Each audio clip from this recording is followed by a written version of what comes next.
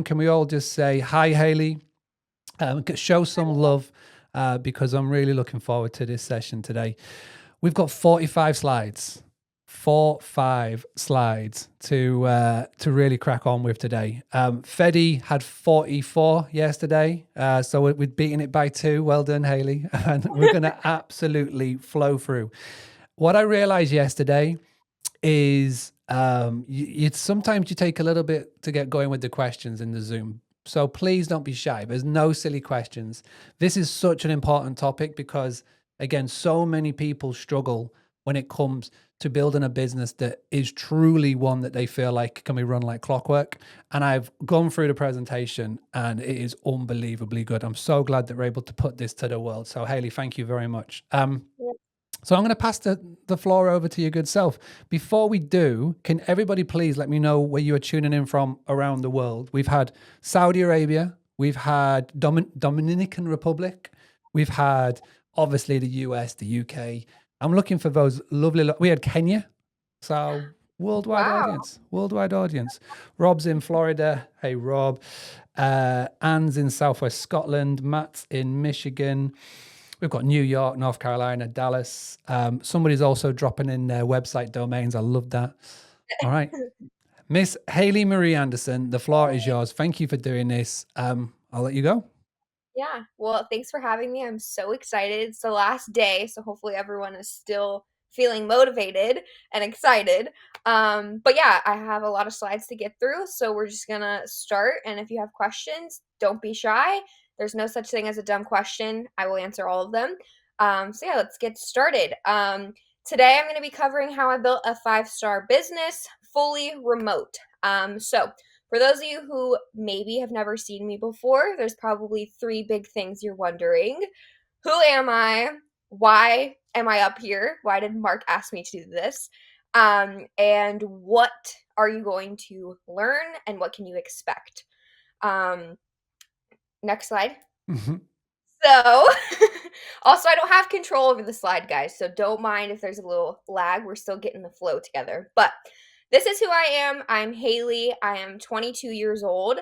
I have been doing Airbnb arbitrage for a little over 2 years. So, I rent all of my properties. I don't own any of my properties. And I started at 19 in high school. And from then, I have scaled to 58 properties, fully remote. I basically am a digital nomad. The last 4 weeks I've been traveling. I've been home for like 2 days in the last 4 weeks. So this is completely remote. I am not physically required to be anywhere except where my laptop or where my phone is. And with these slides, I'm going to teach you to do the same thing. Life before short-term rentals definitely did not look like what it looks like now. I've always had some sort of like entrepreneurial spirit, I like to say, but I've worked at Target. I was a leasing agent. I started a yard card sign business in the peak of COVID. I've done drop shipping, UGC, agencies. I've done it all, but nothing has stuck quite like arbitrage has for me. And yeah, it's completely changed my life. So, what to expect? There's going to be 3 big things that I'm going to cover in these slides. First is how we're going to automate. Second is how to delegate, and third is how to scale. With all 3 of these, I mean, you have to do all 3 to be able to scale successfully.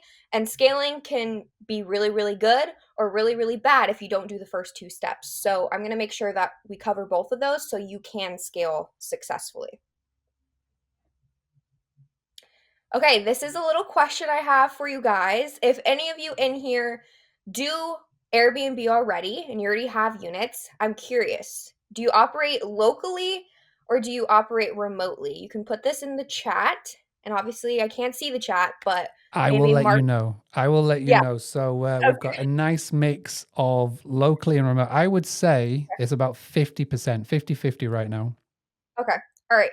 That's good to know. Hopefully, if you are operating locally currently and you want to, branch out and grow and operate remotely, by the end of this, I guarantee you will. And if you are operating remotely, I guarantee you probably will learn something new as well. So this is perfect. I will ask again at the end of the slides.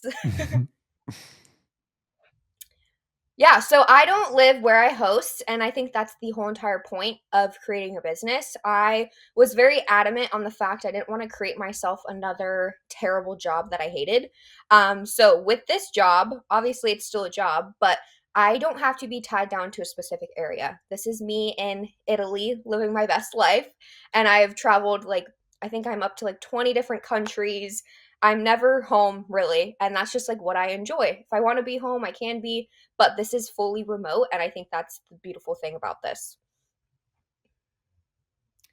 Next thing I want to talk about is CEO versus operator mindset. I think this is something that I have struggled with in the past before. Everyone preaches, oh, I'm a CEO, oh, I'm a business owner, but there was a lot of times where I caught myself being more of an operator than a CEO. And I think this is a universal kind of thing where you start doing these little things and you're sitting there and you're like, what am I doing? This is taking up so much of my time. I'm being more of an operator in the day to day things than managing and scaling and growing. And I think it's good to recognize when you're being an operator and when you should really be a CEO. And kind of pivoting from that operator role to a CEO role has completely changed the growth and scale of my company. And it's still things I have to recognize now. Sometimes I'll catch myself doing things. And I'm like, okay, this can be delegated or this can be automated, and recognizing that is just the first step. And the problem with doing it all yourself, which a lot of us probably either do it all ourselves now or have done it before, are three really big things. Obviously, the first one being burnout. You are just one person. It is quite impossible to do everything on your own. Micromanaging. Literally, you're going to catch yourself doing micromanagement for forever, and no one wants to do that. And also limited scalability. Since it is just you, there is no way in the world you can reach these big goals that are greater than you alone. You need a team. And the second you recognize that, hey, hiring a team or delegating and automating is not a reflection of my inability to do something. It's simply the fact that to reach those new levels, you need a team. Every single big company has teams. And if you want to grow, you need a team. So recognizing that is huge. Yeah, so the solution to doing that is to build a remote team to scale. My team is 100% remote. I have team members in the Philippines, I have team members in the States. I'm all over the place, but we're all remote and we run a 7-figure business every single day for the last 2.5 years. All right, so this is a little reflection, and if any of you maybe have pen and paper or you have your phone out, I highly recommend maybe taking a screenshot of this and doing this later. But I think doing time audits are really, really important. I do these not only for myself, but I also do this with my team as well. So there's a couple of things in a time audit that I recommend you do. The first one is to track your time. With this, I recommend setting a timer for like, say, an hour, 60 minutes. Set your timer, and within that hour, start working. Start working on whatever you're working on. And after you're done working for that 60 minutes or whatever you choose, categorize every single thing that you did within those 60 minutes. So, say you spent 20 minutes doing guest communications, you spent 20 minutes managing the cleaners. Whatever it is, categorize it. That way you can easily see which ones are your biggest time wasters. And by time wasters, I mean if you spent 40 minutes within this 1 hour doing guest communications, that is a red flag that, okay, you can delegate this out for cheaper than what it would cost you per your hour. And then from there, it makes it really easy to see what you can delegate. And then you can delegate it to someone else and remove it from your workflow. So you could do this for yourself and you can also do this for your team. But I highly recommend everyone to do a time audit. It makes seeing what you can outsource a lot easier than just trying to come up with it on your own. I've just asked a question in the Zoom chat, and I'll ask it now so we can all start to type this in. Again, we've got nearly 100 people watching, which is amazing. So the question is, are you currently doing this? So this, what Hailey's put in front of you, are you currently tracking your time? Are you able to identify where these time wasters are? Yes. We've got sometimes new idea doing this. No, but I guess I should be. So this is good. This is really good. Yeah, that's awesome. Yeah, and like I said, I do this myself too. So everything in here I do myself, and I've recognized it's helpful. And it's always good to continue doing. Just because I've done it once does not mean there's going to be new time wasters in my business. As I continue to grow and delegate things, there's always going to be new time wasters that I can then outsource again. Great, great, great. All right, yeah. This is a little question too. I have a couple of these, so I'm sorry, but it's good to get your brain working, and I kind of want you to reflect inwards as I go through these slides. But what is your number one time waster?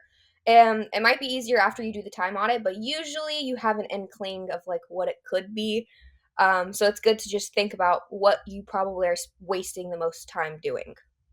So this is we've got pricing alignments by Hard. I put pricing alignments. We've got lots of other ones coming in. I feel like the number one for me at the present moment in time is going over transcriptions. I have lots of people doing calls on a daily basis, and my biggest time waste is going through transcriptions. But client reports, customer communications, updating pricing, you name it, it's all there.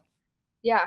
Yeah. And they're all very they're all very real, and they all can be delegated or automated in some way to make it take up less of your time so that you can go spend time doing something else, which is the whole goal. All right, so some of the most popular that I hear on a regular basis are a couple of those that you mentioned. And I think these are the four easiest ones to outsource from the jump. So you have guest communications, cleaning coordination, pricing optimization, and maintenance request.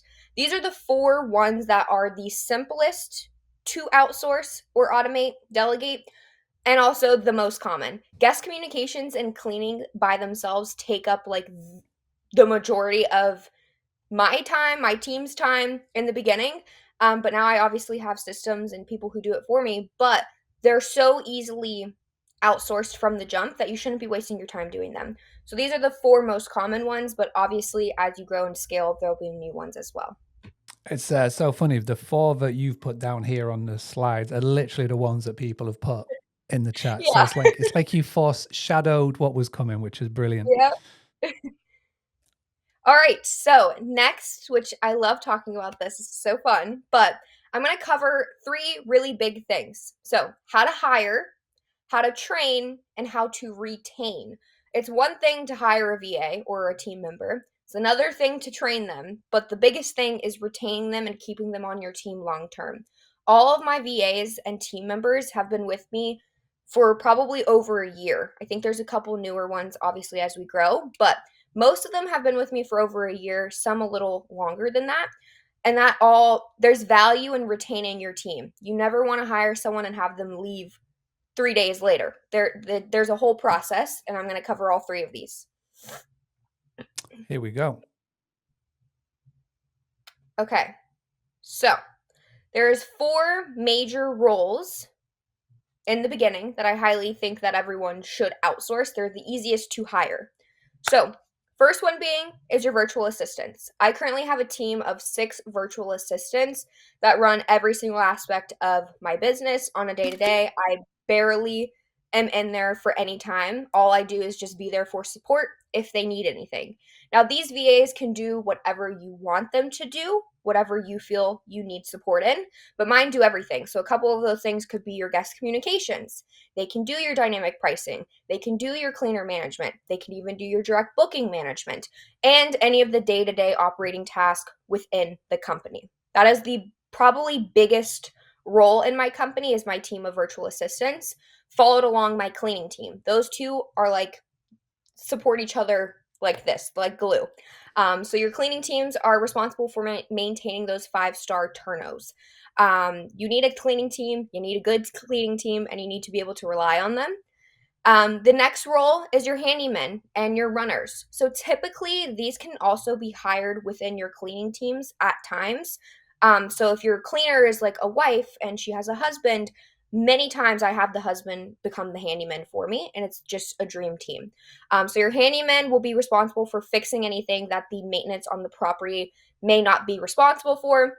And then you also have those runners. If you're like, hey, because again, we're remote, hey, this happened and I need some support. Can you run to the store and go grab batteries for me, or whatever it may be. If you need a runner, you have the option to have one.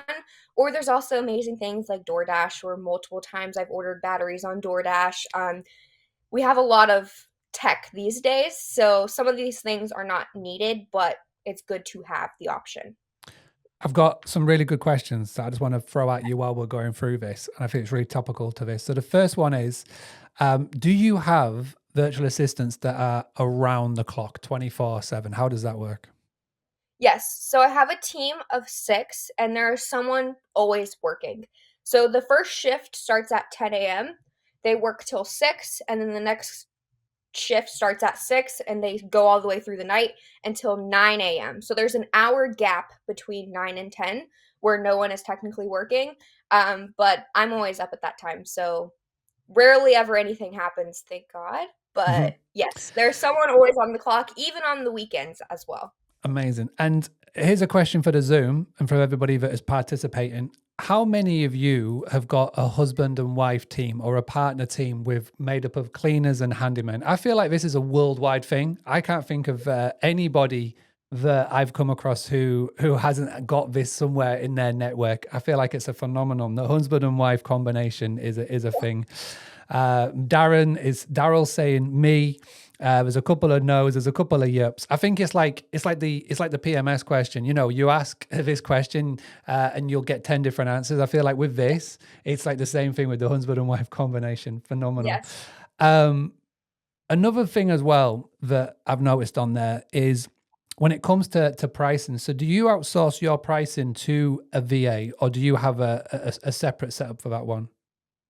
So my VAs do the daily price drops, but in terms of like more strategic things, I have someone completely else who does that and like my revenue management and all of that. But my VAs drop the price every single day. So every single morning when they clock on at 10 a.m., the same message I get every day. And if I don't get it, I panic because I'm like, oh my God, like are they okay? Like sometimes they're, 10 minutes earlier. One day the text comes in at 10:01 and I'm like freaking out. Mhm. Like, "Oh my god, are they okay?" But it's good morning, and then it's followed by we have X vacant units. These are the price I set them to, and then gradually throughout the day, so during lunch, they'll send me an updated pricing and vacancy number, and then as the day goes on, they're in charge of dropping it to make sure ideally we reach 100% occupancy every single day. And then in terms of the weekly, monthly, all those more strategic pricing strategies, I do that. And I also have someone else separate for my VAs who help me with that. Nice. And a really good question. So, how many properties do you have at this present moment in time? 58. And so you've got 6 VAs for 58 properties. How do you balance it in terms of, okay, I'm going to take on X amount of properties. Oh, I think I need to hire somebody else. How do you work out that formula? Or is it just a case of another formula that you work with in your mind in the business? It's more so just being insanely vocal with my team that, like, hey, they know I'm actively scaling and they know what they're capable of without sacrificing the quality of their work. So I make sure it's a very safe space for them. I talk to them every single day. We have live calls every single Friday where it's just open. Is everyone happy? Are you feeling overwhelmed? Do you need support anywhere? What can I change to make it better for you? Is there something I'm missing? And then that's kind of how I gauge when we need to bring someone new on. Obviously, if I were to come in and, sign a 35 unit deal, which is in the works, I am obviously probably going to need to hire another VA, but I'm going to leave that up to me and my team to kind of discuss and say, hey, are you capable of taking on 35 more units?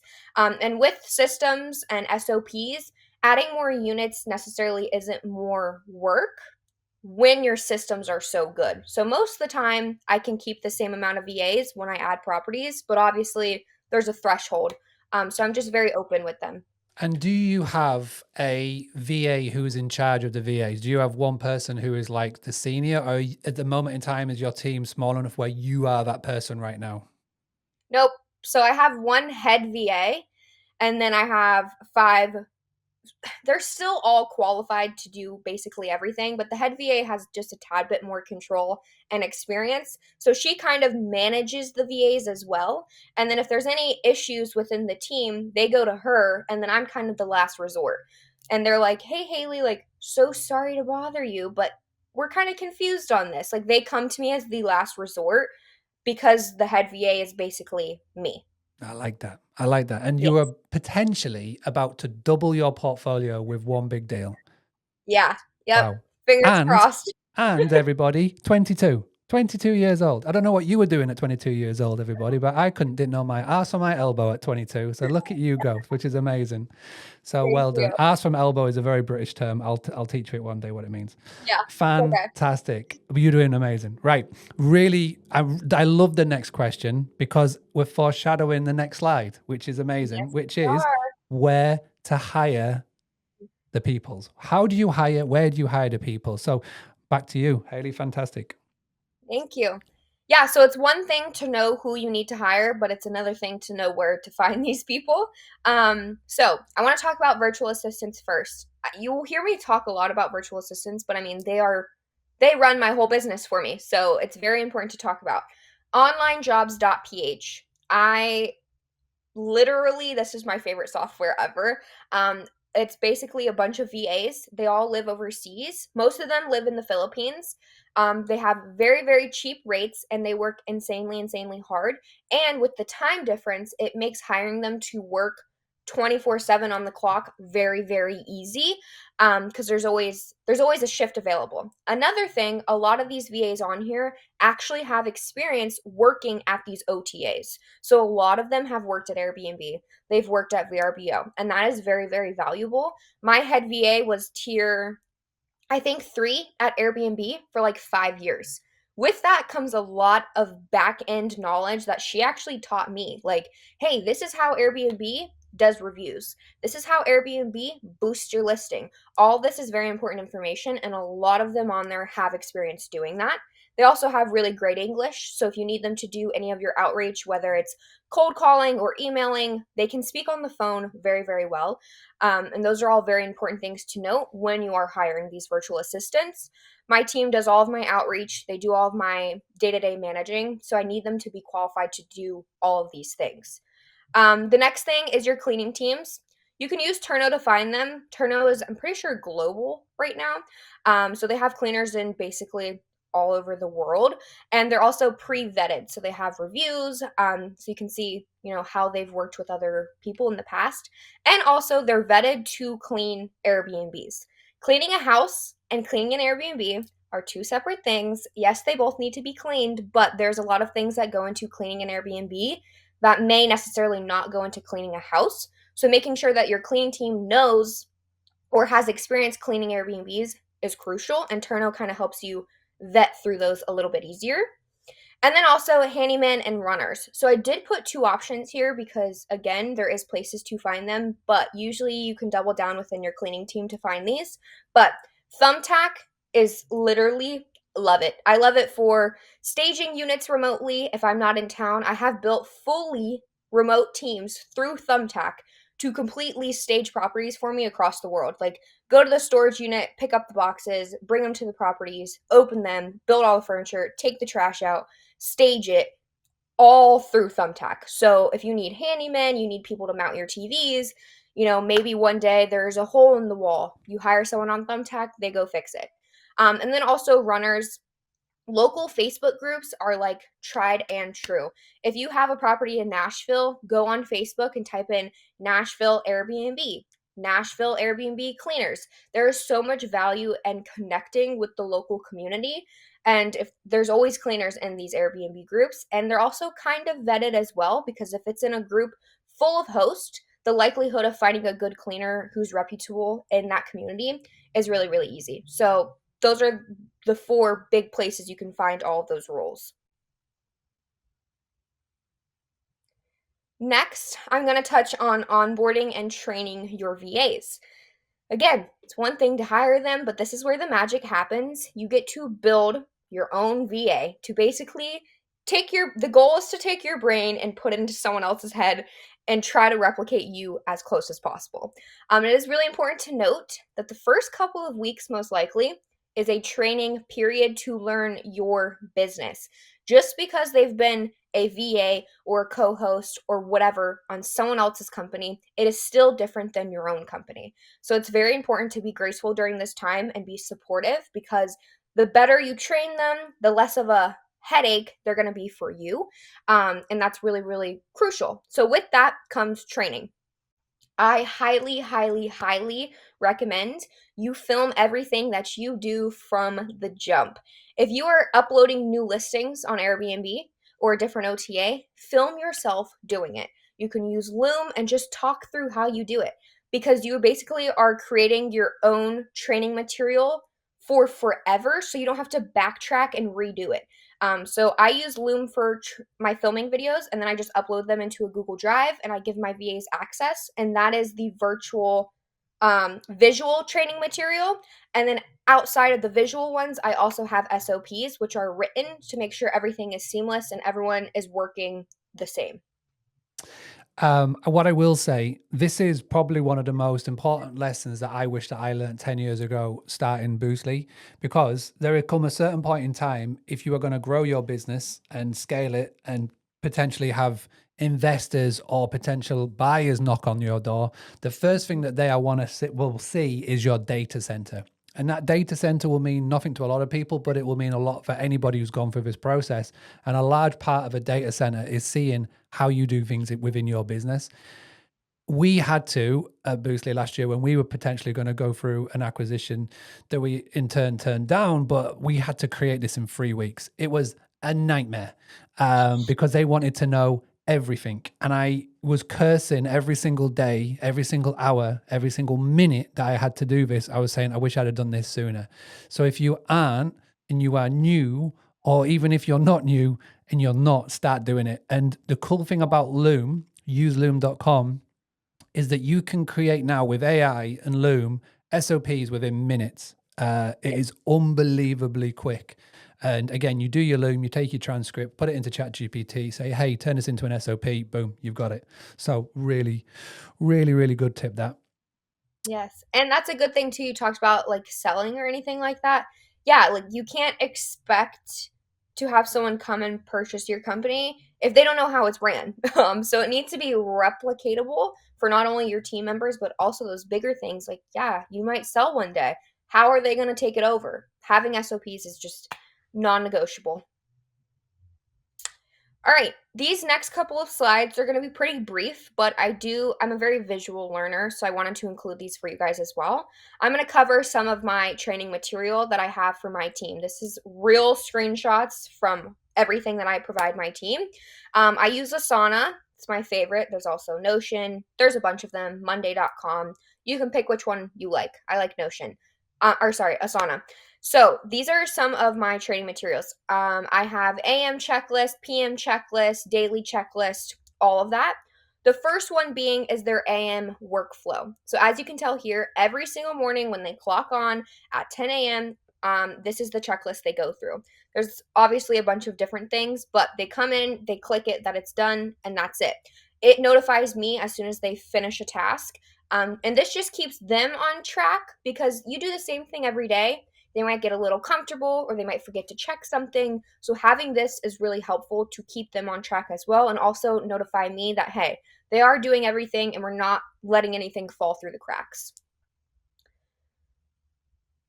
The next one is the PM workflow, which again, basically the same thing, except this is for the PM shift. So there's a little bit of different criteria here, but they do the same thing, exact thing. They clock on, they check it, and then it just notifies me that they've done everything that they need to do. I do like seeing this direct bookings little checklist. That's speaking to my heart. All right, guest workflow. Guest workflow. So this is basically everything from when a reservation is booked to when they check out of their stay. So as soon as they're uploaded into this reservation confirmed, they automatically move through the workflow themselves. So we touch on everything of when the reservation is booked, if any fees need to be collected, so they do early check-in, late checkout, if they completed their Truvy application, if it was approved, if it was denied, if we're doing any in-person check-ins. Everything is covered. And again, this just makes sure nothing falls through the cracks. It seems redundant sometimes, but I'm telling you, if you don't have these systems, you're going to miss things. You're going to leave $35 early check-ins on the table, and that adds up, especially at volume. I love talking about this one. So this is verbiage. So again, it's one thing to have these VAs, but it's a completely other thing to train them on how to run your business and how to basically be you. That is the whole point of this, of having a team, is to have them become versions of you. And with that, I had to train my VAs that, hey, I am a 22-year-old girl, okay? And I maybe am not the most professional texting person ever. And it's okay to throw in a little emoji in there sometimes. Like, it's fun, it's lighthearted, match my vibe. Because when these people book, like my profile on Airbnb is me. So they see a picture of me, that have a description of me, and it's very me, you know? It's fun, it's young, it's obviously still professional, but I wanted that verbiage to be replicated by my team to keep that experience seamless. So training them to talk like me is also crucial as well. I love this because, yeah, at the end of the day, if your team basically try and turn you into a robot, then the guest is going to be like, hang on a second, this isn't how a 22-year-old girl from America talks. Why are they saying, dear sir, madam? So I love it how you've got, this is Jazzy, one of your property managers here from CMHBNB. Thank you so much for the follow through. I love all of that. I love the verbiage. I like that. All right. Awesome. Yeah. FAQs. Next is FAQs. So again, all of these material is to basically eliminate the friction between them coming to me for things. I want them to be as solo and confident as possible, so I have to give them as much information as possible. This FAQ sheet has literally everything on it. It has every single unit, every single complex, the emergency maintenance number, our virtual guidebooks, any parking information, amenity information, gym information, whatever they could possibly need on any single property is most likely listed here. And obviously, there's things that come up sometimes, and I just add another column. But having all of this makes them having to come to me and be like, Hailey, what's the maintenance number? They know exactly where to find it for all 58 properties. Next is your claims. So again, I track everything. Even if you have a guest come in and they break your couch and you file a claim, when you have 58 properties, okay, the last thing my team is probably thinking of is that claim on the broken two lamps. Okay, let's be honest. There's a lot of things that happen in a day, especially with that many properties, that sometimes it can get lost in translation. So we track everything. Every claim we track when we submit the claim, when the claim has been received, if we need to follow up with the email thread, if it was closed, how much we got paid out, all of that. We track everything. We also track our bad reviews, which we don't get very many, but the ones that I do get, I do track them. And I always try to get them removed if it's like valid to have removed. So I always will message the guest, submit the dispute, wait on the guest to respond, wait on Airbnb, and then kind of wait on if it was approved or if it was denied to either keep up or have removed. Tracking this is crucial, and also making sure that we're responding to all of our reviews. I actually don't think I have a slide about this, but my VAs also respond to all of my reviews, good and bad. I think it's important to respond to all of them, and they are in charge of going through every single review and saying, okay, we have a new 1-star review. This will go on the bad reviews page. They'll funnel through all of that, and then they'll also go through and respond to all of the reviews. So all the good ones, all the bad ones. I always respond to all of them, but my VAs do that. All right, we are officially 25 slides in. Can we all just please show Hailey some love in the chat? I tell you what, they've got a lot of people are impressed. Maddie says you're a superstar. Antonella says you're amazing. Anne says what a girl. So yeah, really, really well done. There's a lot of love. There's a lot of love. There's a lot of love. We've had one person say, make this into a 2-hour presentation. Listen, we've got to be very, very respectful of Hailey's time. But don't worry, if you want to find out more about Hailey, I'm sure later on we'll give you domains and places to go to, because this is gold. And Matt just put, how did you get like this so young? So I feel like that's like a Stephen Bartlett Diary of a CEO podcast. I feel like that's like your podcast arc that you'll be able to tell this story one day. But Yes. phenomenal. Well, so we're halfway through. Feel free to take a drink because you've done a lot of talking, which is phenomenal. Again, keep your questions coming because I will go through them and we will go through them at the end. But But yeah, amazing stuff. All right, Yay! let's So crack happy on. everyone's enjoying it. Amazing. Okay, so restock tracker. All right. So as you guys could tell, this is different than Asana. So just like I was talking about time audits and how I continue to do them, I realized that these sheets were not as efficient as Asana. So I'm currently in the process of changing all of these old Excel sheets to Asana. So those newer ones you saw in Asana, this is a real transition I'm doing actively. So yeah, it just touches on the point that you need to continue to do it even as you scale. I realized that this was not as efficient for me or my team, so now I'm making it better. But I do have a restock tracker. This is actually in Asana now. It's just not fully complete, but it's going to be the same thing, just formatted better. But we track everything. So when we order new restock, if a cleaner orders paper towels, we track when it was purchased, when it was shipped, when it was received, and also the status of if they have received it or the delivery date is pending or it got pushed back. Just because overstock or restock can be kind of hard to track. And if you are just constantly ordering things through your cleaners, not saying your cleaners are stealing anything from you, but sometimes it can pose as a red flag of like, I just ordered 10 boxes of toilet paper. Why is it gone? And you can kind of go through and be like, okay, I haven't hosted that many people. The toilet paper should still be there. So it's good to have and also keep track of your expenses and all of that. Next is my communications. So I communicate with my VA team and my cleaner teams, everyone through Discord. I know Discord has like a gamer connotation to it, but it's just like Slack.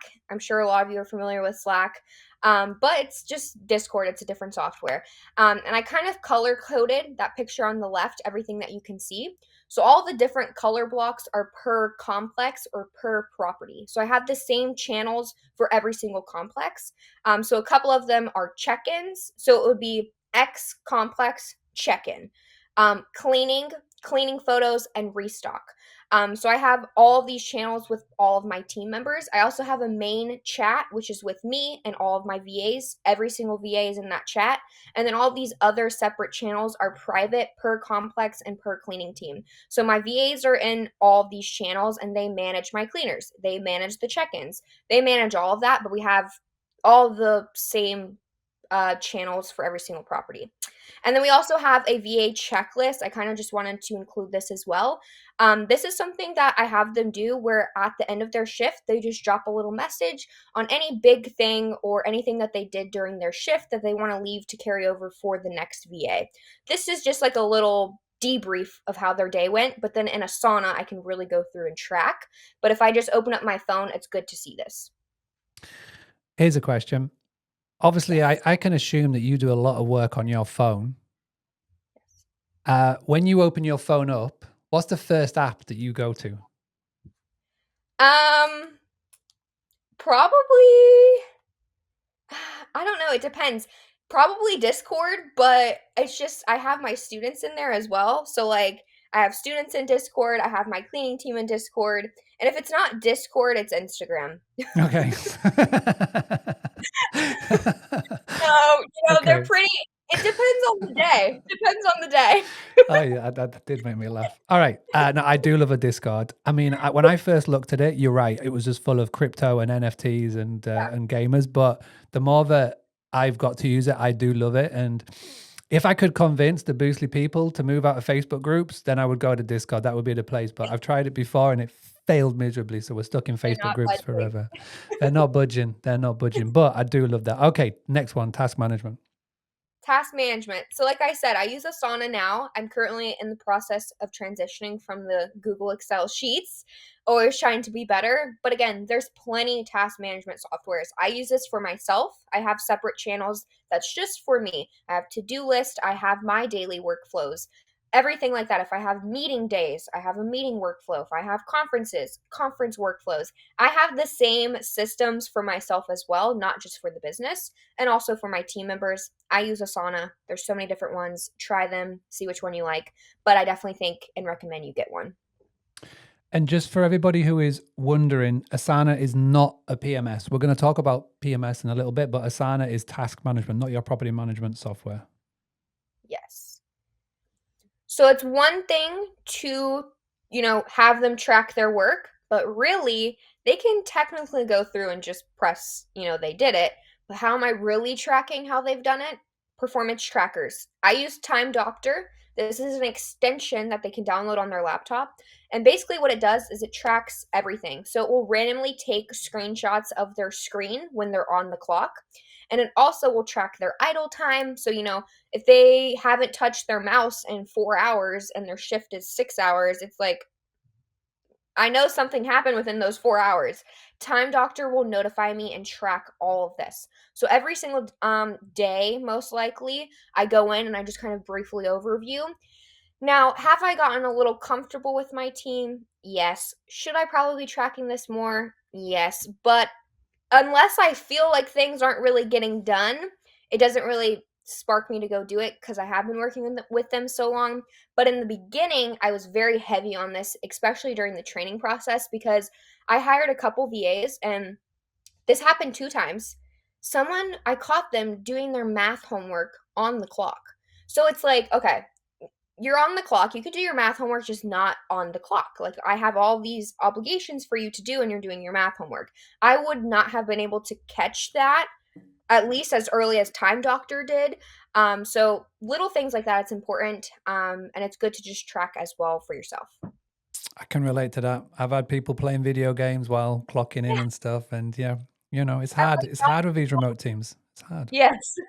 It is hard, but I do like that. This is a really good tool just for everybody who hires remotely. If you've not come across it, really, really good. And what I do as well is I've got an executive assistant who is amazing. Ainie, she's phenomenal at keeping everybody to track because we've got 32 members of team behind the scenes. So couple in Time Doctor with Ainie, we keep a very strict ship. So there's no more video games or maths homework during work time. No more video games. Yeah.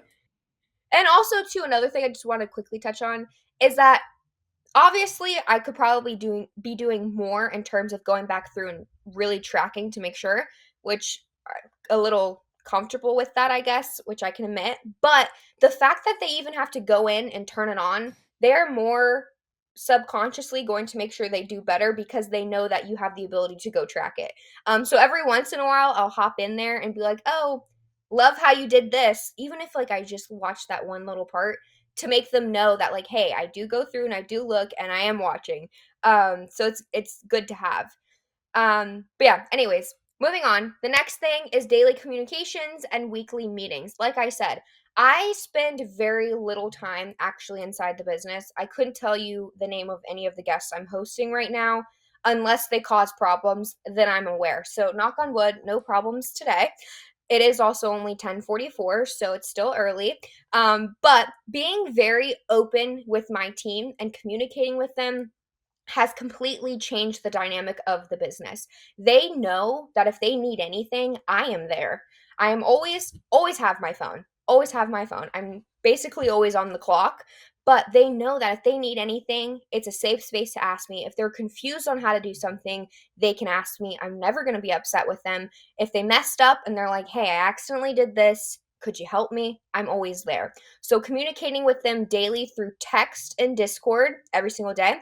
And then again, every single Friday, the picture on the right is our weekly team calls. So every single Friday, every single VA, the weekday VAs hop in, the weekend VAs hop on, and I also hop in there. And it's just the weekday team communicating with the weekend team and letting them know if there's anything that needs to be carried over. And then also I'm in there being like, "Hey, is everyone good? Proud of you guys this week. We had a killer week." Being just there and letting them know that they're supported has gone so far. I love that. And with them feeling supported, they are then empowered to make decisions without you, which is the biggest thing. They don't have confidence unless they feel like they are supported. And obviously, with that confidence, it takes time to build. So, having good training, making sure you as a leader show up for them, all of this will empower them to be able to do things and be like, "You know what? I did that right. Hailie would be proud and Hailie would accept this. This is right." They need to feel supported to go do these things on their own. Payment. So since my VAs are international, my cleaning teams are the only ones that like are in the States because they physically need to be there. But everyone else is international. I use Payoneer. It's a global payment solution. There's a lot of other ones, but I've been using Payoneer for ever since I started, and it's super, super great. And that just makes paying my team overseas really simple. Yeah, there's others like wise.com, etc., but Yeah. Payoneer is a good one. Payoneer is one. All right, this is where we're coming to the one where everybody will want to be knowing. We've had lots of questions about, hey, which PMS is Hailey using over here? So we're going to dig into this, I assume. Yes. So it's a combination. The only way you can have a remote business is with two things, teams and tech. So all of this before was about my teams, but with my teams is directly partnered with my tech stack. So we're going to break down everything that I use in my tech stack. And here's what I would like everybody to do. Before we crack on with the tech stack, can you please, everybody, just go and follow Hailey Marie on Instagram? So it's HailieMarie,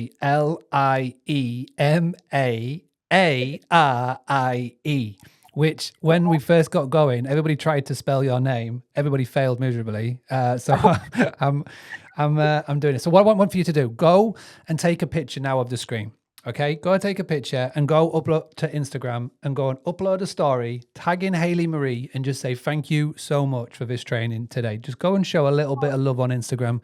And if you're thinking, well, I don't really know Instagram, well, we taught you that on Monday. We taught you how to do the Insta on Monday. So go and take a screenshot, take a picture, go onto Instagram. Later on, tag in Hailey and say, thank you so much for this training and show some love because this has been phenomenal.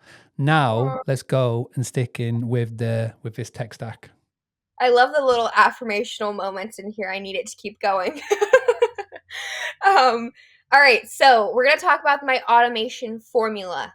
This is some juicy stuff. Definitely take a picture. Make sure whatever screenshot you use, make sure I look decent. Okay, if I look bad, take a new one. All right. So first thing is my PMS. This basically centralizes everything. I don't know how people operate without a PMS, and I use HostAway. I recently just transitioned to them. I have used all of the big players, all of the small players. Switching a PMS is never fun. I don't recommend it for anyone. But I think I finally found one that I can grow with to those bigger scales that I plan to. And basically, if you're not familiar with the PMS, it's a property management software. It centralizes literally everything. So when I first started Airbnb, I had no clue how people were listing on Airbnb, VRBO, booking.com at the same time and not like I thought they had to log into VRBO and booking.com every single day to respond to different messages. But really, with a PMS, it centralizes everything. So instead of logging into all these different softwares, you have one calendar. This one calendar has all of your bookings. If you have a booking with Airbnb for 4 days, and then the next booking is with VRBO, it's all on one calendar. All of your messages are centralized. All of your cleaning is centralized. Everything is in one place. And it makes listing on these other OTAs, which is very important to get more visibility, a lot easier. That's the backbone, the heart and center. And then with that, you can then integrate with all these other softwares as well. I use Price Labs for my dynamic pricing strategies. It is, I, again, had no clue. I thought people just like randomly came up with what they priced their properties. And some people do that, but they're leaving a lot of money and probably occupancy on the table. So with dynamic pricing softwares, Price Labs specifically, it basically tells me what I should be pricing my properties at. And every single market, every single day, that number changes for very specific data driven reasons. Also, if there's things going on in the local area, there's a huge concert coming. Sometimes I log in and I'm like, what is going on this weekend? Why? It's like $200 more than normal. They track all of that to make sure that you are pricing your property correctly. You get the most money and the highest occupancy rates. Outside of that is my cleaning team. I talked about this earlier. I use Turno. You can hire, you can train, and you can also basically have their calendar synced with yours. So it updates in real time. So if someone extends their checkout and they're no longer checking out today, the cleaner will automatically get a notification that, hey, they don't need to clean that property anymore. The odds of you catching that in real time in terms of a software catching it not very likely. And also, you can have checklist internal. So they can't move forward without taking a picture of the trash can, or they can't move forward without taking a picture of the bed. This also helps if there's any claims that need to happen. If a guest checks in and says, hey, the bathroom is disgusting, and they send you a picture, you have a picture of your cleaners who just cleaned it, showing how it looked before the guest checked in. So also, if you need to file a claim with Airbnb, that makes it super simple. Outside of that is my guest verification and protection. This is a newly integrated software that I use, but honestly, there is a lot of gray area and fine lines where these OTAs say that they verify their guest, Airbnb specifically, like, oh, identity verified. If you read the fine print, it basically says, hey, we asked for their ID and that's it. Like, they're not doing any sort of vetting whatsoever. I have had so many horror stories that could have been prevented if I had just done background checks and things like that on my own. So I now use Truvy. I have every single guest ID, front, back, and selfie with it. And they only get the code to the property after they submit their form. So Truvy is integrated through Hostaway. All of these are. Basically, it's just another automated message. I don't even notice that it goes out. It gets sent out before they check in, prompting them to fill out their form. They submit a picture of the back of their ID, front, selfie with it, and then Truvy then goes off and does their own verification and protection. You can add damage waivers. You can add all of that kind of stuff through Truvy. And if I ever need a guest ID, I have access to it through Truvy. Next is my virtual guidebooks. As someone who primarily has properties in apartment complexes, one of the biggest struggles, especially in the beginning, was the check-in processes. I don't know about you guys, but going to like a friend's Airbnb and on the way there, I'm stressed out. I'm like, where do I park? Where's the elevator? Do I walk in through the leasing office? Is there a back door that I walk in? I am panicking. So you have to think, I have 58 properties. I'm hosting people, basically new people every day or every other day. That is a lot of room for confusion. So with TouchStay, I am able to upload videos, which is my favorite thing. You can upload photos for your check-in process through Airbnb, but videos has been a game changer for me. Anytime I'm there, if I'm there staging the properties, I will take the videos myself. I'll go to the parking garage and walk exactly from their parking spot to the elevator door. And then I have all this content.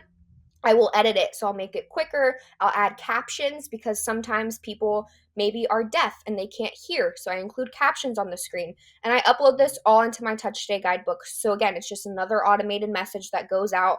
They click it and they can watch everything they need to do. I also walk from the elevator to every single unit. If you're on the 9th floor, I literally will walk from the elevator to the 9th floor. Time consuming, but literally, I've had so many reviews highlighting the check-in process simply for the fact that there's videos.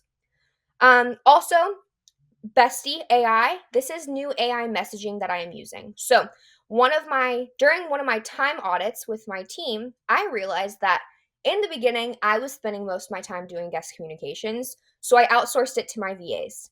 Now, 2 years later, my VAs are extremely qualified to do a lot of high-level things, and honestly, a time waster for them was guest communications. So there's now AI, which is amazing, where I've been able to eliminate that from my VA's workflow. And now it's not 100% reliant on these AI messaging, but it takes up it saves them about 50%. There's about 50% of messages that go out through Bestie AI without my team having to send them. And that's 50% of their time that they get back as well, that I can then have them go do more important things. So there's a bunch of like win back automations, direct booking automation, so many things you can do with Bestie AI. And this is a newer one for me as well. But as they kind of grow and add things, I've been able to delegate more and more to relying on them. And then outside of that, these two things, I guess, aren't really tech, but they're crucial to have. A good bookkeeper, a good CPA. I use TrueBooks. I met him at HostCon in, where was this? Houston, I think. Yeah, Houston. He's amazing. Yeah, he's amazing. He has experience in short-term rentals in Airbnb. So like that was a big issue I was running into. I was hiring like ma and pa's to do my taxes. And when I got the bill, I was like, I have to pay all that? So he's helped me save a lot of money and learn like a lot of like legal loopholes on how to pay less money in taxes. So just find someone, even if it's not them, who knows about the industry, I think is crucial. And also, you want to make sure your bookkeeping is good from the jump. You don't want to screw yourself come time taxes come around, trust me. And then Discord, where I do all of my communications. This is the whole, every single thing is covered here. Everything. This is fantastic, and as you can imagine, there are questions, but obviously everybody's got to understand when you're choosing a tech, it's not that Hailey's tech stack is like the blanket tech stack that you should all use, right? Obviously, these work for Hailey, but most importantly, her team in so many different ways. You could easily substitute Hostaway for Hospitable, or for Guesty, or for Hostfully, or for the loads of other PMSs. You can substitute dynamic pricing with Price Labs to Wheelhouse, cleaning, Turno to Breezeway, guest verification, Truvi to, and then AI messaging. I know Sam Dundas are besties so well, but there's so many others that are out there. And obviously now Hospitable do AI and Hostway do AI. What is really important with this is that everything that Hailey brings into her business, as you can tell from how thorough Hailey is with every other single vertical within her business, it has to fit the flow and more importantly, has to work with the team. And that is really, really, really important. So everybody's saying, what about X? What about Y? So that's truly, truly, truly important. One thing that's really good that's come up, and I am a massive fan of Truby, which used to be Superhog. The whole guest verification thing is so important. How do you get around, or how does you or your team get around it when a guest comes to you and says, hey, I don't want to give my ID? We don't host them. There you go. See, that's the question. You don't host them. And at the end of the day, if your guest, if you had a type of person who is going to say, I don't want to give my ID, then why do you think that person doesn't want to be giving up their ID? That's the question you should be asking yourself. Yeah, it's very, very simple. And also, I've noticed too, operating from a non-scarcity mindset, just because this person inquired and was going to book, I'm very confident that if they don't meet my requirements, I'm going to get booked anyways. Whether it's with them, it's most likely going to be with a higher qualified lead anyways. So once you take that scarcity out, you know your systems and operations work, you know getting 100% occupancy every day is going to happen. It eliminates you lowering your standards just because someone doesn't want to send you their ID. I know if I go somewhere and someone asks, I'm like, sure, I know I'm not going to do anything. Here's my ID. Like, I don't care. Yeah, 100%. So here's why I throw the question to everybody in the audience who is watching. Obviously, we've got PMS, dynamic pricing, cleaning, guest verification, virtual guidebook, AI messaging, bookkeeping, Discord.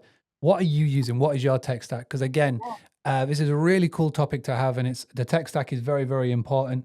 I am so jealous of everybody right now with the tech stack that you all have available to you, because when I came back into the family business in 2011, we had nothing. We had a pen, we had paper, we had Tipex, we had erasers. So we had nothing online. We had no PMS, we had no dynamic pricing. When we came to doing our pricing, we just literally put our price up by £1 every year. We were awful at it.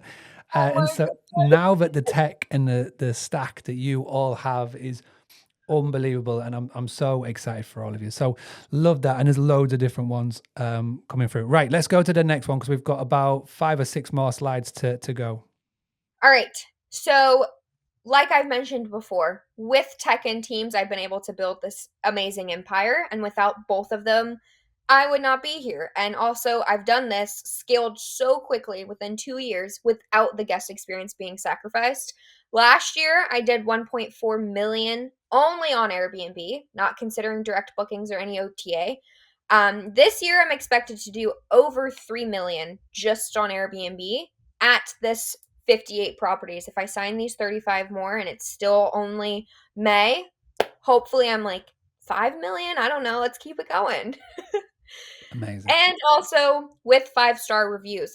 Last year I hosted over 11,000 nights, 92% overall occupancy with over 2,400 reviews. Obviously, it's 4.87, okay, not 5 stars, but you can't win them all. So I take that as 5 stars. It's close enough. And yeah, it's pretty incredible. Yes, that is very incredible, seeing that you've got over 2,000 reviews. So well done. Thank you. All right, and then just to kind of wrap it up, I'm going to talk about some bulletproof SOPs that can allow you to completely remove yourself. I've talked on them a little bit, but I'm just going to reiterate it again to close things off here. Without SOPs, adding more properties means adding more work. I talked about this a little bit earlier, but so this 35 unit deal I might close, or I am going to close, if I add on these new properties, I have the full-blown confidence that I am not going to be insanely stressed out during this next month because I just onboarded 35 new properties. I'm like at ease because everything has a system. Everything is seamless. It's not necessarily more work or more stress. It's just you implement it again, you rinse and you repeat. And with SOPs, you and your team can scale without adding that stress. Obviously, when you add on 35 units, it's going to be a little bit busier, but it's not necessarily more stressful. It's just redoing the same thing they've done the whole other 2 years. And there is literally SOPs for everything. You can create them with your Loom recordings, put them in ChatGPT. You can create them yourself, whatever it is. Having SOPs is crucial. There's guest communication SOPs, cleaning SOPs, guest check-in, check-out SOPs, pricing SOPs. You name it, every single aspect of your business can have an SOP, and I think it should have an SOP. It's just you need it, okay? If I reiterate anything, you need SOPs.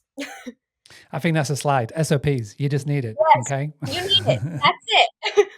And also, another important thing with these SOPs, not only is it good to have and, reassuring to have, but it makes training new team members literally so simple.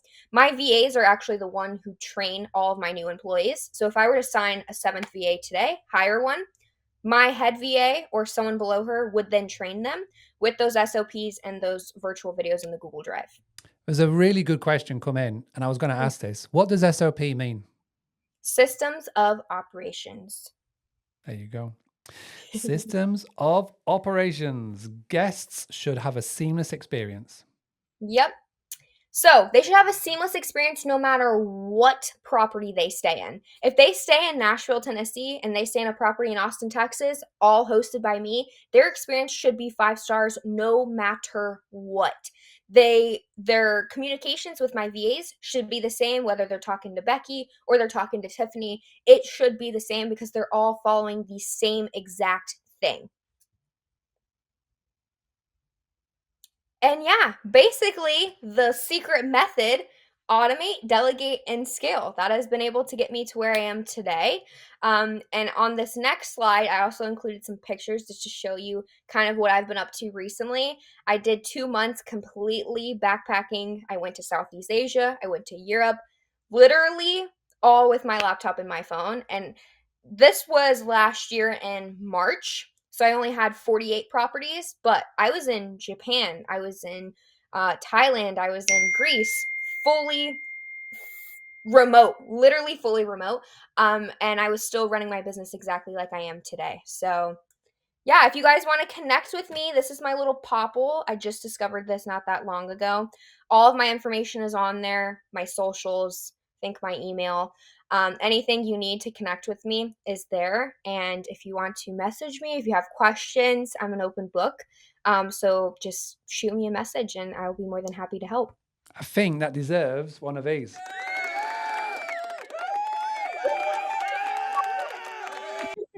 Well done. Can everybody please show Hailey Marie all the love in the world? Tap that love heart emoji button if you're watching on the socials. Drop some thank yous in here. There's a lot of people asking about courses and help me. Obviously, if you scan that popple, and I'll put the links in the WhatsApp later, it'll take you to Hailey's landing page, and I'm sure there'll be more information about how you can potentially work with, because you obviously use Discord a lot, and obviously you've got coaching clients in there as well. How many people at the moment are you currently helping with their business, would you say, Hailey, just top of your head?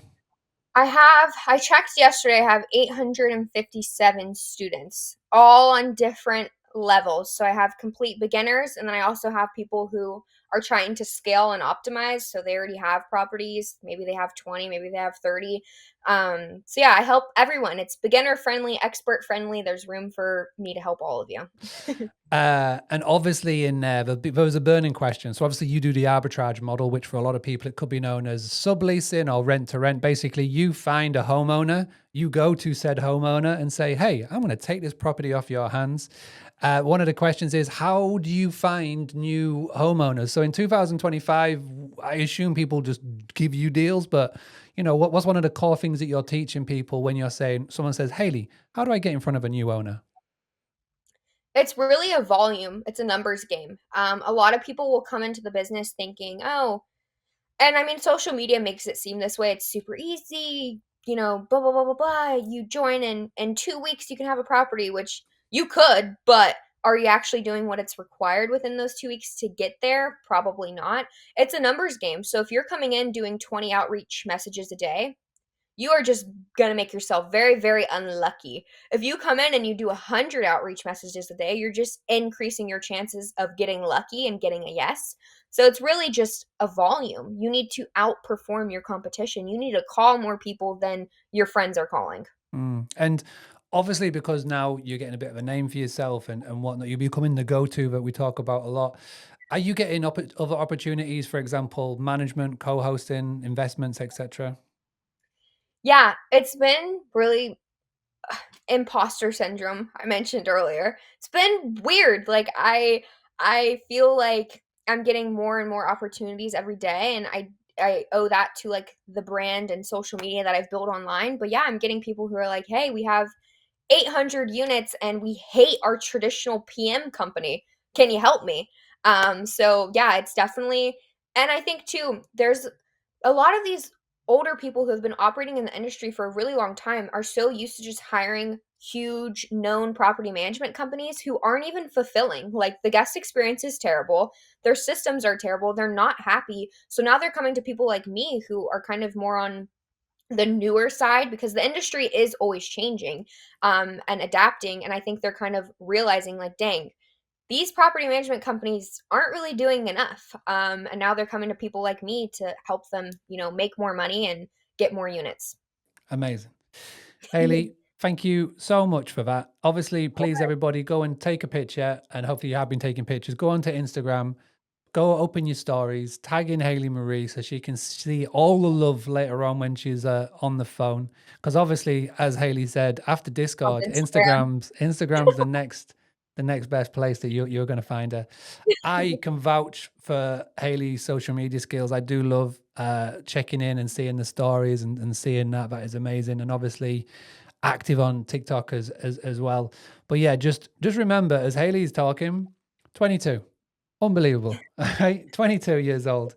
It is amazing to see. And listen, it is an absolute, for me, like I say, the reason why I put this boot camp on is that I wanted to showcase new voices, new speakers, new talent. And between yourself and Emily and Fede yesterday, I feel like we just hit a home run here. So thank you so much for being part of it. Yes, thank you for considering me and allowing me to do this. I look up to you obviously in the industry as well, and I appreciate you giving me the chance to share my knowledge. And yeah, I'm so happy. It's 10 a.m. and I'm like, all right, I'm ready to go. I'm feeling Psyched. inspired, Yeah. Well, you're motivated. going about to go check in with your team. The Yeah. Discord's going to be flying. So awesome. So for everybody asking, yes, this has been recorded. Yes, yesterday's was recorded. Yes, Monday's was recorded. It is all in the Facebook group and it will be there for 7 days. 7 days. So you've got the rest of this week to go and check it out. This time next week, it'll disappear because we've got to get ready for our next boot camp. The next boot camp I'm going to be running is the end of June. I'm going to get dates announced soon, and we are going to focus solely on the MTR strategy, the 30-day stay plus strategy. I've lined up 3 amazing speakers, Ruben Kanya, Dr. Rachel Gainsborough, Ryan Luke. We're going to focus just on that strategy in the next boot camp. We're going to get it in before the summer holidays, before the summer gets going crazy. So it gets you all set up for the shoulder season, as we call it over here. But again, thank you Be everybody there. for tuning in. Thank you very much, Hailey. I love it. And we're going to finish the broadcast. Have a great day, everybody. Ta-ta. Bye. A blast, gonna get it on the Boostly podcast. Boostly like Bruce Lee, cause it's so hard and the T is loose leaf. Making up those rhymes, don't write it, just do it loosely.